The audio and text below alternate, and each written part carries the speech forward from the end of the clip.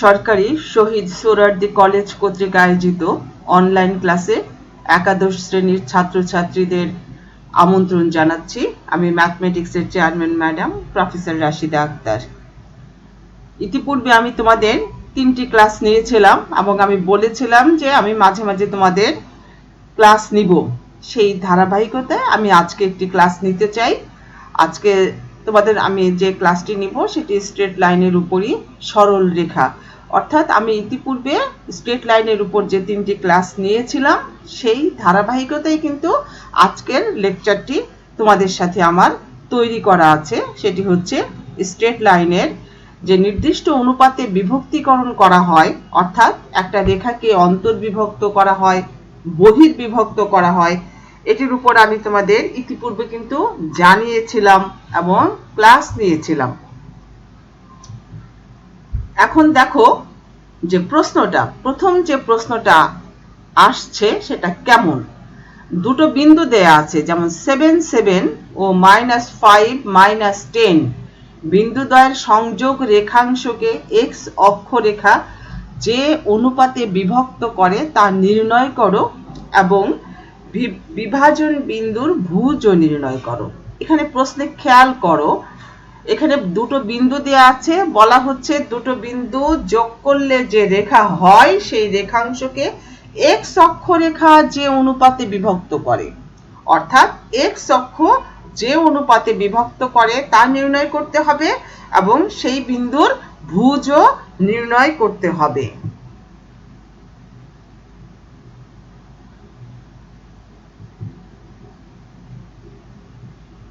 এখন খেয়াল করো, মনে করি বিন্দু দুইটি a 7 7 এবং b হচ্ছে -5 -10।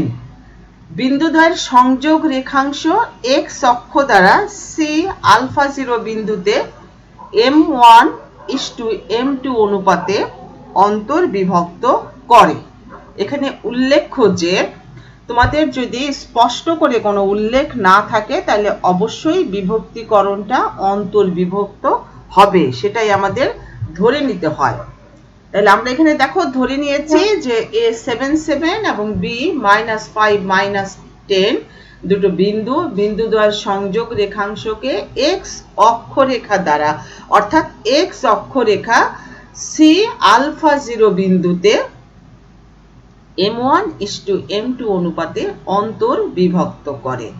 তাহলে আমরা প্রথমে তাহলে কি পড়ালাম যে c বিন্দুটির স্থানাঙ্ক, তাহলে c বিন্দুর স্থানাঙ্ক এখানে আলফা 0 সমান সমান, আমি তোমাদেরকে কনগ্রুয়েন্ট এটা শিখিয়েছিলাম, 3টা সমান চিহ্ন দেওয়াটাকে কনগ্রুয়েন্ট বলে। তোমাদের ফর্মুলাটা নিশ্চয়ই মনে আছে যে m1 + m2 উপরে হচ্ছে m1x2 + m2x1। Similarly m1 + m2 উপরেরটা হবে m1y2 + m2y1। এখানে x1 y1 হচ্ছে a 7 7 আর x2 y2 হচ্ছে b -5 -10। ঠিক সেভাবেই আমরা এখানে মান বসানো হলো। দেখো আলফা 0 সমান সমান হচ্ছে -5m1 + 7m2 divided by m1 + m2, -10m1 + 7m2 divided by m1 + m2, অর্থাৎ আলফা সমান হচ্ছে -5m1 + 7m2 divided by m1 + m2 এবং 0 সমান হচ্ছে -10m1 + 7m2 divided by m1 + m2 और -10m1 + 7m2 ইকুয়াল টু হচ্ছে 0।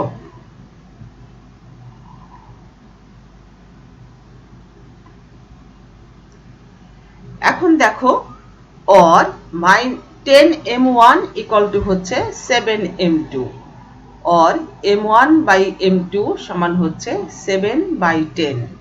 তাহলে আমাদের হচ্ছে m1:m2 সমান হচ্ছে 7:10। তাহলে আমরা এখন 1 নম্বরে আলফা সমান পাচ্ছি -5 m1 x2 অর্থাৎ -5 into m1 by m2 plus 7 divided by m1 by m2 plus 1. এখন দেখো আলফা সমান -5 into 7 by 10 plus 7 divided by 7 by 10 plus 1. এটাকে ক্যালকুলেশন করা হচ্ছে। এখন দেখো তোমরা ক্যালকুলেশন করো, অর্থাৎ লসাগু করো। और আলফা সমান হচ্ছে দেখো -35 plus 70 divided by 7 plus 10 और আলফা সমান হচ্ছে 35 by 17। অতএব এবি রেখাংশ x অক্ষ দ্বারা 7:10 অনুপাতে অন্তর্বিভক্ত হয় এবং বিভাজন বিন্দুর ভুজ হচ্ছে 35 by 17। তাহলে এখানে দেখো তোমাদের প্রশ্নে বলা ছিল যে দুটো বিন্দু দেয়া আছে, দুটো বিন্দুর সংযোগকারী সরল রেখা x অক্ষরেখা একটা নির্দিষ্ট অনুপাতে বিভক্ত করে। আমরা সেই বিভক্ত বিন্দুটা ধরে নিয়েছিলাম আলফা 0। যেহেতু x অক্ষের উপর বিন্দুটি অবস্থিত সেই জন্য y অক্ষের মান 0 এবং বিন্দুটি রেখাংশকে অর্থাৎ রেখাকে m1:m2 অনুপাতে অন্তর্বিভক্ত করে। আমরা m1:m2 বের করে নিয়েছি, তারপরে আলফা এখানে মান বসিয়ে আলফার মান পেলাম। আলফা হচ্ছে আমাদের ভুজ। অতএব এবি রেখাংশ x অক্ষ দ্বারা 7:10 অনুপাতে অন্তর্বিভক্ত হয় এবং বিভাজন বিন্দুর ভুজ হচ্ছে 35 by 17। আনসার। তাহলে আমাদের প্রথম প্রবলেমটি সলভ হলো। এখন দেখো দ্বিতীয় প্রবলেম কি দেওয়া আছে আমাদের। আমি প্রত্যেকটা নিয়মের একটা করে অঙ্ক দেখানোর চেষ্টা করছি তোমাদের, সেটা দেখো। এবিসিডি একটা বর্গক্ষেত্র, এখানে ABCD বর্গক্ষেত্রের তিনটি শীর্ষবিন্দু দেয়া আছে, A8 8, B 9 -5 এবং C হচ্ছে -4 -6। এর চতুর্থ শীর্ষবিন্দু D এর স্থানাঙ্ক এবং ক্ষেত্রফল নির্ণয় করতে হবে। তাহলে প্রশ্নটা বলা হচ্ছে একটা বর্গক্ষেত্র যার তিনটা শীর্ষবিন্দু দেয়া আছে, আরেকটা বিন্দু দেয়া নেই এবং এই বর্গক্ষেত্রের ক্ষেত্রফল আমাদের বের করতে হবে। তাহলে প্রশ্নে উল্লেখ করা আছে প্রদত্ত শীর্ষ তিনটি, অর্থাৎ আমাদের যে তিনটি বিন্দু দেয়া আছে সেটি হচ্ছে A8 8, B 9 -5, C হচ্ছে -4 -6। তাহলে ধরে নিচ্ছি চতুর্থ শীর্ষবিন্দু D হচ্ছে আলফা বিটা। চতুর্থ শীর্ষবিন্দু D হচ্ছে আমাদের আলফা বিটা। এখন ছবিতে দেখো ABCD একটি বর্গক্ষেত্র। বর্গের কর্ণদ্বয় আমরা তো জানি যে বর্গক্ষেত্রের কর্ণদ্বয় পরস্পরকে সমদ্বিখণ্ডিত করে, অর্থাৎ এখানে AC এবং BD কর্ণের মধ্যবিন্দু একই। যদি কর্ণদ্বয় পরস্পরকে সমদ্বিখণ্ডিত করে তাহলে সেই কর্ণদ্বয়ের মধ্যবিন্দু অবশ্যই একই হবে। তাইলে আমাদের এখানে খেয়াল করতে হবে AC এর মধ্যবিন্দু এবং BD এর মধ্যবিন্দু একই, অর্থাৎ x1 plus x2 divided by 2, y1 plus y2 divided by 2 এভাবে মধ্যবিন্দুর ফর্মুলা ব্যবহার করা হচ্ছে। তোমরা ছবি থেকে খেয়াল করো 8 - 4 divided by 2, 8 - 6 divided by 2 সমান সমান alpha plus 9 divided by 2, beta -5 divided by 2। এখন খেয়াল করো or 2 1 সমান সমান হচ্ছে alpha plus 9 by 2, beta -5 by 2। এখানে কি আলফা প্লাস 9 by 2 সমান হচ্ছে 2, অর্থাৎ ভুজ সমান ভুজ, কোটি সমান কোটি, অর্থাৎ beta -5 divided by 2 equal to 1।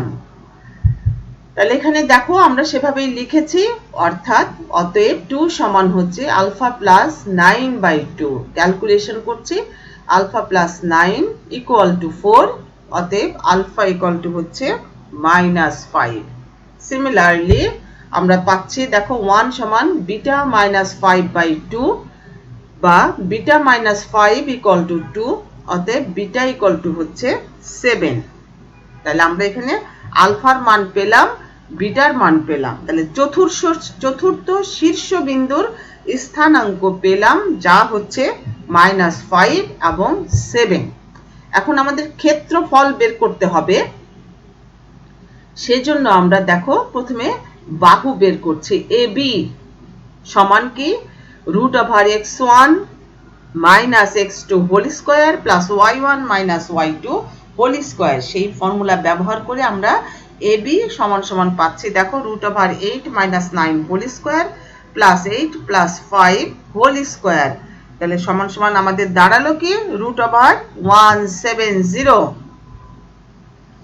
বর্গক্ষেত্রের একটা বাহুর স্কয়ারকেই ক্ষেত্রফল বলে, অর্থাৎ ক্ষেত্রফল হচ্ছে AB স্কয়ার সমান সমান হচ্ছে √170 হোল স্কয়ার, মানে 170 বর্গ একক। তাহলে এখানে যে ABCD একটা বর্গক্ষেত্র দেয়া ছিল, যার 3টে শীর্ষবিন্দু দেয়া ছিল, আরেকটি শীর্ষবিন্দু আমরা বের করে নিয়েছি।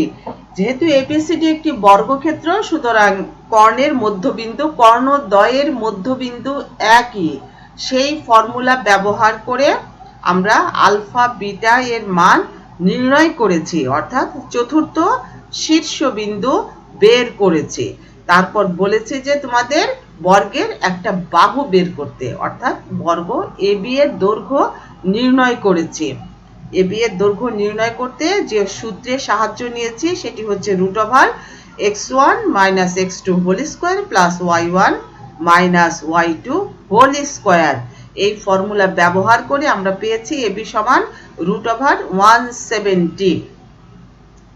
আমরা জানি কি বর্গক্ষেত্রের ক্ষেত্রফল সমান হচ্ছে একটা বাহুর স্কয়ার, অর্থাৎ ক্ষেত্রফল সমান হচ্ছে AB স্কয়ার সমান সমান হচ্ছে √170 হোল স্কয়ার সমান সমান 170 বর্গ একক। তাহলে আমি তোমাদেরকে দুটো প্রবলেমের উপর কথা বলেছি। এখন দেখো ত্রিভুজের ভর কেন্দ্র নির্ণয়।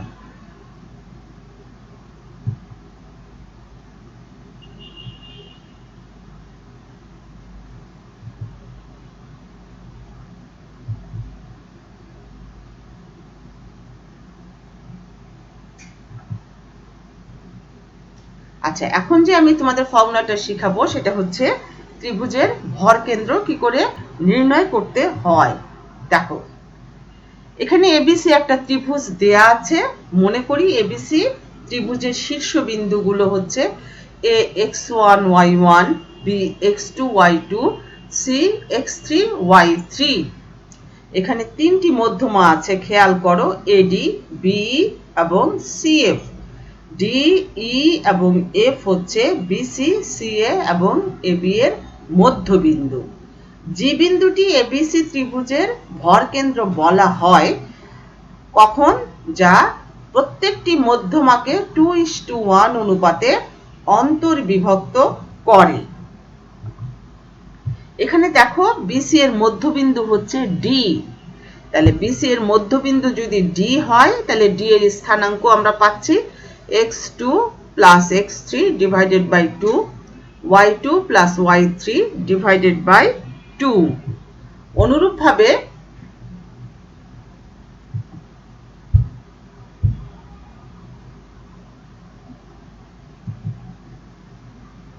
আমরা পাবো যে এখানে ধরে নিচ্ছি যে ভরকেন্দ্র জি এর স্থানাঙ্ক হচ্ছে আলফা বিটা। এখানে AG is to GB GD সমান হচ্ছে 2:1। তোমাদের পরিষ্কার করে বোঝানোর জন্য আমি ছবিটি আবার দেখালাম যে এজি ইস টু জিডি সমান হচ্ছে 2:1। অর্থাৎ একটা বিন্দু যখন ভরকেন্দ্র হয় তখন সেটি মধ্যমাকে অবশ্যই 2:1 অনুপাতে বিভক্ত করবে। অতএব অন্তর্বিভক্তির সূত্র অনুসারে দেখো সেই ফর্মুলা আমরা আবার ব্যবহার করব যে ভুজ সমান হচ্ছে m1x2 divided plus m2x1 divided by m1 plus m2। তাহলে আমরা এখানে আলফা সমান পাচ্ছি দেখো 2 into x2 plus x3 divided by 2 plus 1 into x1 divided by 2 plus 1 সমান সমান হচ্ছে x1 plus x2 plus x3 divided by 3 এবং আমরা পাচ্ছি বিটা সমান হচ্ছে m1 y2 plus m2 y1 divided by হচ্ছে m1 plus m2 সমান সমান আমরা ক্যালকুলেশন করে পাচ্ছি দেখো y1 plus y2 plus y3 divided by 3 তাইলে আমরা জি বিন্দুর স্থানাঙ্ক আলফা এবং বিটা এর মান পেলাম অতএব এবিসি ত্রিভুজের ভরকেন্দ্রের স্থানাঙ্ক x1 plus x2 plus x3 divided by 3 y1 plus y2 plus y3 divided by 3 অর্থাৎ কোন ত্রিভুজের ভরকেন্দ্রের স্থানাঙ্ক ভুজ ত্রয়ের গড় কোটি ত্রয়ের গড় এটা আমাদেরকে ভালোভাবে মনে রাখতে হবে এখন দেখো একটা প্রবলেম আমাদের আসছে সেটা হচ্ছে 11 নাম্বার অঙ্ক তোমাদের বইয়ের খেয়াল করো আমি যে অঙ্কটা নিয়েছি তোমাদের জন্য সেটি হচ্ছে এরকম একটি ত্রিভুজের তিনটি শীর্ষবিন্দুর স্থানাঙ্ক যথাক্রমে 3 5 7 -1 11 2 হলে এর ভরকেন্দ্রের স্থানাঙ্ক নির্ণয় করো আমি তোমাদেরকে এইমাত্র শিখালাম যে কিভাবে ভরকেন্দ্র নির্ণয় করা যায় অর্থাৎ একটা ত্রিভুজের যখন তিনটা শীর্ষবিন্দু দেয়া থাকে আমরা বলেছি মধ্যবিন্দু নেয়ার জন্য যে বিসি সিএ এবি তিনটির মধ্যবিন্দু নিয়েছিলাম ডি এবং এই মধ্যবিন্দুর স্থানাঙ্ক বের করেছিলাম এবং তোমাদেরকে বলেছিলাম যে ভরকেন্দ্র অবশ্যই 2:1 অনুপাতে অন্তর্বিভক্ত করে এবং ভরকেন্দ্রের স্থানাঙ্কগুলো হচ্ছে আমাদের কি শীর্ষবিন্দুগুলোর ভুজগুলোর যোগফল ডিভাইডেড বাই 3 এবং কোটিগুলোর যোগফল ডিভাইডেড বাই 3 তা সেই রকম ভাবেই আমরা এখন এই সমস্যার এই প্রবলেমটি সলভ করব এখন আমাদের দেখো প্রদত্ত বিন্দুগুলো 3 5 7 -1 11 2 শীর্ষ বিশিষ্ট ত্রিভুজের ভরকেন্দ্রের স্থানাঙ্ক হবে সূত্র ব্যবহার করে x1 plus x2 plus x3 divided by 3 y1 plus y2 plus y3 divided by 3 তাহলে আমরা পাচ্ছি 3 plus 7 plus 11 by 3 5 minus 1 plus 2 divided by 3 calculation করো 7 2 তাহলে আমরা এখানে পেলাম ভরকেন্দ্র 7 2 তাহলে আমরা নির্ণয় করতে পারলাম যে একটা ত্রিভুজে তিনটা শীর্ষবিন্দু দেয়া আছে তাহলে ওই ত্রিভুজের ভরকেন্দ্রের স্থানাঙ্ক কিভাবে বের করা যায় সেটা তোমাদের শেখানো হলো এখন দেখো একটা ত্রিভুজের শীর্ষবিন্দুর স্থানাঙ্ক দেয়া আছে 81 স্কয়ার 281 তারপরে আছে 82 স্কয়ার 282 83 স্কয়ার 283 যদি এর ভরকেন্দ্র x অক্ষের উপর অবস্থিত হয় তবে দেখাও যে t1 plus t2 plus t3 হচ্ছে 0 এখন দেখো খেয়াল করো এখানে ত্রিভুজের শীর্ষবিন্দুগুলো দেয়া আছে এখানে অর্থাৎ স্থানাঙ্ক দেয়া আছে সলিউশন বা সমাধান দেখো শীর্ষবিন্দুগুলোর স্থানাঙ্ক কি আছে আমাদের 81 স্কয়ার 281 82 স্কয়ার 282 ও 83 স্কয়ার 283 শীর্ষ বিশিষ্ট ত্রিভুজের ভরকেন্দ্রের স্থানাঙ্ক 81 square plus 82 square plus 83 square divided by 3 অর্থাৎ x1 plus x2 plus x3 divided by 3 similarly দেখো y1 plus y2 plus y3 divided by 3 that is 281 plus 282 plus 283 divided by 3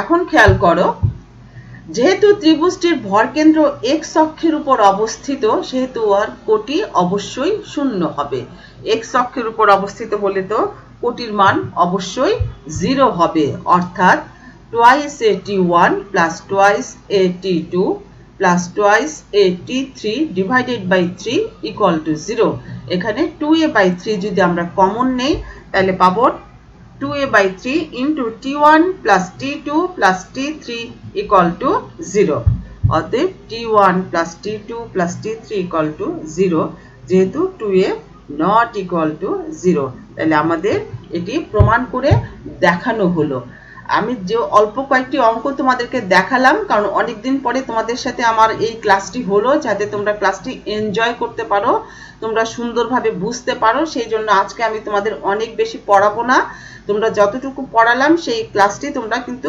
ভালোভাবে বাসায় follow করবে এখনো যেহেতু আমাদের তোমাদের সাথে অনলাইনে ক্লাস করতে হচ্ছে বা ক্লাস নিতে হচ্ছে সেই জন্য অনলাইনের ক্লাসগুলো তোমরা মনোযোগ দিয়ে দেখার চেষ্টা করবে এবং আমরা চেষ্টা করব তোমাদের বুঝিয়ে দেওয়ার জন্য অনলাইনে আশা করছি খুব দ্রুতই তোমাদের সাথে আমাদের দেখা হবে ক্লাসে তো আমাদের যখন ক্লাসে দেখা হবে তখন তো আমরা অবশ্যই তোমাদের সামনাসামনি পড়াতে পারবো এখন তোমাদের বাসায় অবস্থান করে তোমাদেরকে যতগুলো লেকচার হয় সেগুলো ভালোভাবে ফলো করতে হবে এবং তোমাদের সকল শিষ্টাচারগুলো মেনে চলতে হবে সব সময় সকল স্বাস্থ্যবিধি মেনে চলতে হবে এবং নিজেরা সুস্থ থাকবে বাসায় সবাই যাতে সুস্থ থাকে সেদিকেও কি সবার খেয়াল রাখতে হবে তোমরা ভালো থাকবে এই আশাবাদ ব্যক্ত করে আমি আমার আজকের ক্লাসটি শেষ করছি আগামী ক্লাসে অবশ্যই তোমাদের সাথে আমার কথা হবে ধন্যবাদ